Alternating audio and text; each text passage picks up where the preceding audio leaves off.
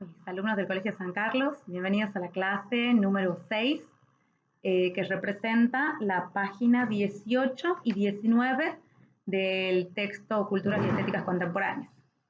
No les preparo PowerPoint para esta clase porque los voy a dejar que lean solos para que puedan incorporar la lectura y no se acostumbren a los esquemas de la profe Vicky, pero sí les voy a explicar de qué se trata este apartado de la página 18 y 19, ya que la semana que viene es Semana Santa y jueves y viernes no tendremos clases, por lo tanto no va a haber actividad.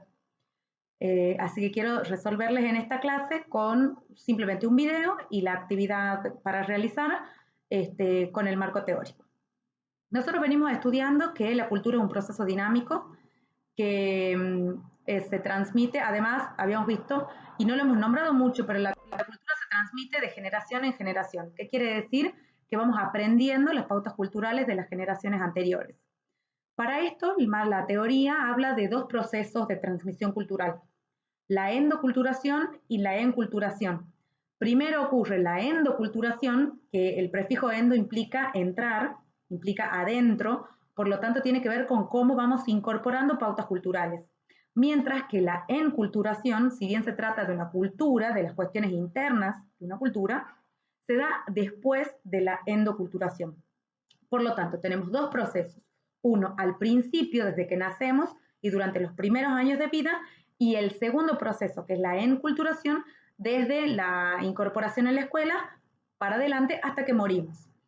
En el libro se van a dar cuenta que primero se explica la enculturación y después la endoculturación, pero en la vida sucede al revés, primero la endo y después la en. Y esto es para que tengan muy en claro porque es una pregunta de examen y a veces se confunden. Entonces, veamos, la endoculturación es el proceso en el que vamos a incorporar las pautas culturales, las primeras pautas culturales, donde vamos a empezar a formar nuestra identidad y que tienen que ver con el idioma, con aprender a hablar en el idioma de nuestra familia, de nuestra sociedad, en este caso para nosotros el castellano, el español. Empezamos a incorporar pautas familiares, sabemos quiénes son nuestros padres, quiénes son nuestros abuelos, si tenemos o no hermanos, y quién es nuestra familia, que es la primera organización que nos va a incorporar en una sociedad. Entonces, las primeras pautas nos las va a enseñar la familia. Por eso siempre son importantes esos primeros vínculos que establecemos y también por eso nos marcan a fuego cuando esos vínculos no son los que esperamos y que recién lo podemos analizar cuando ya somos grandes. Por lo tanto, entonces la endoculturación es cuando vamos a aprender estas primeras cuestiones. Por eso es tan importante nuestra seño de jardín, nuestra seño del jardín maternal, si es que hemos ido a una guardería. ¿Por qué? Porque nos han enseñado esos primeros hábitos. No sé si se acuerdan, a guardar, cada cosa en su lugar, le hemos aprendido en jardín y tiene que ver con que ordenemos las cosas que hemos usado. A empezar a aprender cuánto dura una clase, cuánto dura un recreo, quiénes son nuestros amigos, nuestros compañeros, la seño de primer grado, ¿bien? Yo me acuerdo de mi seño de primer grado, se llamaba Coca, ¿bien? Y me acuerdo de algunas maestras, como mi señorita de música, mi señorita Sarita, ¿por qué? Porque han sido las primeras maestras, entonces siempre quedan en nuestro recuerdo. Más adelante vamos a tener a las otras maestras, a las otras señas, a los otros contenidos, ¿bien? Que vamos a ir incorporando con mayor complejidad. Bien, vamos a aprender más las normas, vamos a aprender más las reglas de la gramática, vamos a aprender justamente lo que podemos y lo que no podemos hacer, lo que nos gusta y lo que no nos gusta, lo que aceptamos, lo que no aceptamos, lo que nos parece que está bien, lo que nos parece que está mal, a partir de que vamos aprendiendo no tan solo las normas de convivencia, sino aprendemos también las leyes, la constitución, las ciencias. Entonces vamos incorporando muchísimos elementos y que ni siquiera somos conscientes de todo lo que sabemos. Por lo tanto, todo eso va a pasar a formar parte de la enculturación. En la enculturación no tan solo incorporamos, sino que también producimos pautas culturales y también las enseñamos y las transmitimos. Las enseñamos a nuestros primos, las enseñamos a nuestros hermanos si somos los hermanos mayores, las construimos con nuestros abuelos, quizás hay en nuestra familia, incorporamos nuevas tradiciones y somos nosotros los que hemos ideado esa tradición. Por lo tanto, estos dos procesos van a estar ligados. No hay una fecha ni un momento muy preciso, muy exacto de dónde comienza o dónde termina. Sabemos que la endoculturación dura los primeros años de vida, pero no les podría decir que a los 5, a los 6, a los 7, porque son procesos muy personales y también muy familiares y de cada cultura. Sí sabemos que la endoculturación es el proceso por el que ya incorporados en una cultura, cuando hemos aprendido y sabemos dónde vivimos, cómo nos llamamos, quién es nuestra familia, quién es nuestro entorno de referencia, empezamos a incorporar otras pautas de otro sentido. Perdón si sienten algún ruido de mi vereda. Entonces, en esta endoculturación, bien, vamos a incorporar también enseñanzas de otras personas, de los vecinos, de las maestras, y lo más importante es que tanto la endo como la en, pero principalmente la endo, empieza a formar nuestra primera visión del mundo. O sea, todo lo que hemos vivido esos primeros años de vida son muy importantes porque va a ser esa primera mirada que tenemos de la conformación de nuestra identidad. Entonces nos marca a fuego. Y a partir de la enculturación vamos a empezar a compartir esas pautas que hemos aprendido. Y ya tiene que ver con una relación con el otro y en el que hay un ida y vuelta. No tan solo recibo, sino también creo y comparto. Y a veces modifico. Por lo tanto, van a ser los dos procesos claves de transmisión cultural. En el primero recibimos y nos incorporamos, y en el segundo ya somos partícipes activos de los procesos culturales, donde seguimos creando, seguimos incorporando, pero hay un ida y vuelta. Bien, en la página 18, en la página 19, se hablan de dos procesos de, el texto los incorpora como procesos de transmisión cultural. Yo se los voy a explicar, pero en la evaluación los vamos a tomar como procesos de cambio cultural y esto quizás es lo más importante. ¿Por qué? El texto habla de subculturas y de contraculturas. Las subculturas van a ser aquellos grupos culturales que están viviendo en un lugar, pero que no es el de su cultura de origen. Por ejemplo, los italianos en Argentina, por ejemplo, los argentinos en Estados Unidos, por ejemplo, qué sé yo, los argentinos o los tucumanos en España, y que en ese lugar, que no están en su lugar de origen, sino que están en otra cultura, crean, las personas que pertenecen a esa cultura de origen, crean fuertes lazos de solidaridad entre sus miembros que hacen que esa cultura se siga manteniendo a pesar de no subsistir en su cultura de origen. Entonces, los tucumanos en Estados Unidos, por ejemplo, que traten de producir achilata, que la achilata es propia del tucumano. Entonces, los tucumanos en Estados Unidos, qué sé yo, en Miami, produciendo achilata, han creado fuertes vínculos de solidaridad que tratan de mantener algún elemento de la propia cultura que los hace sentir más cerca del lugar de origen.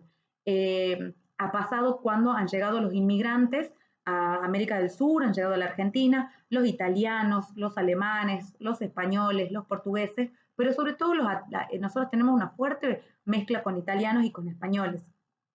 Por lo tanto, han traído pautas culturales que tienen que ver con su alimentación, con su comida y con algunas palabras, también con el lenguaje. Esas palabras, algunos se han mantenido. Por ejemplo, decirle a las abuelas nonas o nonos, ¿bien? Es italiano. No se me viene a la cabeza ahora por ahí algunas palabras que usamos de otras culturas, sobre todo de los inmigrantes, y que se han mantenido hasta ahora porque esas subculturas, bien, han sido muy unidas, a diferencia de la contracultura, que también son grupos sociales con características culturales dentro de una cultura más grande, pero que no les interesa mantener lazos de solidaridad entre sus miembros, por lo tanto no duran mucho.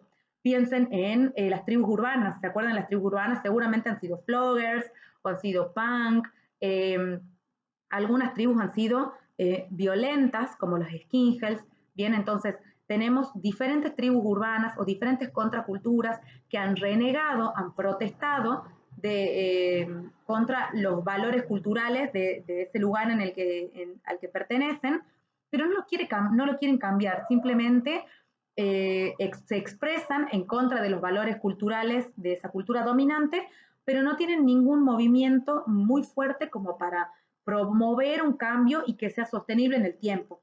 En la década del 70 ha sido muy importante la cultura hippie, que ha generado un movimiento fuerte, pero no han generado los suficientes lazos de solidaridad entre sus miembros que les hayan permitido subsistir como un movimiento cultural fuerte, Simplemente hoy ha quedado algo de su música, algo de su arte o algo de su moda, pero no se han implicado ni han tenido una influencia tan fuerte como la de una manera de vivir. Entonces, se ha desintegrado a lo largo del tiempo.